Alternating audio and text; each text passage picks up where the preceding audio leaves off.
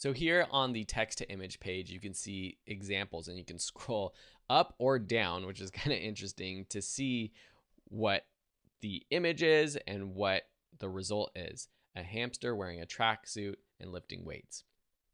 You click on the box down below to type in your prompt. A cute sea otter holding a bouquet of flowers. You click generate or hit the return button. Here you're automatically going to see something different than what you saw using DALL-E or Midjourney if you've used those other tools.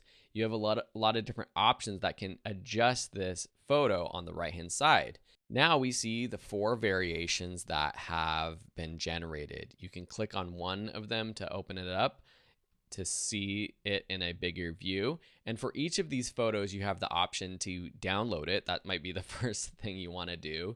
You can rate it, which will help Firefly get better and better at generating. You also have an option for showing similar. So clicking on this, it will create another version similar to the one that you liked. And there's also an option for generative fill. Before I go over that though, on the right hand side, we have all of these options. So on the top, you can quickly change the aspect ratio from a square image. Say we want a widescreen 16:9 image for a video thumbnail or something like that. You can quickly adjust it right here in the app. While that loads, we have different content types. So you have none, which will just refer to whatever content prompt you put into your prompt. For example, artwork, illustration, sketch, photo, whatever. If you have that in your prompt, you don't necessarily need to choose a content type here. But up here, we can quickly change from art to photo, and it will regenerate this same image as a more photorealistic image. Depending on the subject matter, depending on the prompt, it will look more or less realistic. This one is so great right here. I'm going to heart that one. That's going to add that to my favorites, and I'm also going to give it a rating. Down below content type, you have styles. So let's click on the all, and you can see there's so many different styles that can change what this looks like. So for example, let's change to hyper realistic. It adds that tag here to our prompt down below. And then also let's go down and change some of these other settings. So color and tone, we can choose. Do we want it to be black and white, warm tone, cool tone? I'm going to choose vibrant color. For lighting, let's do backlighting. That's going to be nice.